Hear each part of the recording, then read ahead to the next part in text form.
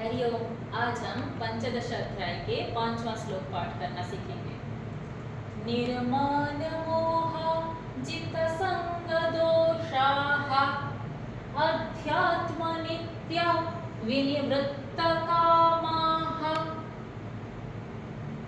द्वन्द्वैर्विमुक्ताः सुख दुःख संज्ञैः गच्छन्त्यमूढाः पदमव्ययं तत्। यहाँ पर कई सारे परिवर्तन हैं। दोषाः विसर्ग कहाँ से आया? जैसे हमने दूसरे श्लोक में सीखा था शाखाः, वास्तव में विसर्ग छिप करके था। चूंकि त्रिष्टुप छंद के अनुसार हम यहाँ पर तोड़ दिए, इसीलिए यहाँ पर विसर्ग फिर ओरिजिनल फॉर्म में आ गया। जो छिप करके था वो ऊपर आ गया। ऐसे ही दूसरे लाइन में देखिए, यहाँ विसर्ग के बाद दंत्य स है, तो विसर्ग का उच्चारण ह का नहीं होगा, क्या होगा?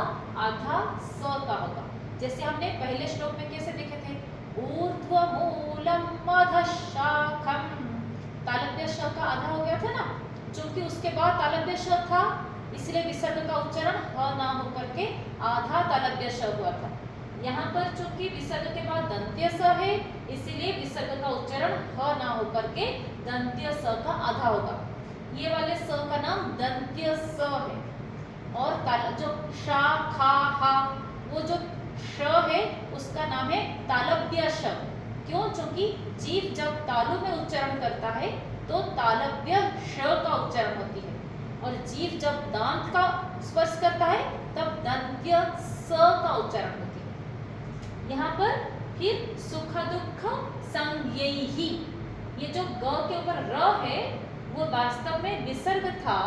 विसर्ग परिवर्तन होकर के र उच्चारण होकर के ग में आया था, मगर अब चूंकि हमने त्रिष्टुप छंद के अनुसार तोड़ दिया, इसीलिए ये क्या हो जाएगा? संज्ञैः। और उसके बाद फिर हम गच्छन्त्य पढ़ेंगे, र नहीं पढ़ेंगे, चूंकि विसर्ग पढ़ लिया ना, इसीलिए। तो क्या होगा आगे का उच्चारण? गच्छन्त्यमूढाः।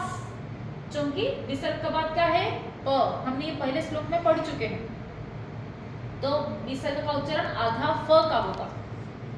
तीसरे श्लोक में हमने इसको पढ़ा था ना कि आधा ततः पदम, चतुर्थ श्लोक में पढ़े थे, ततः पदम तत्परिमार्गितम्, उसमें ऐसे ही गच्छन्त्यमूढाः पदमव्ययं तत्। हरि ओम।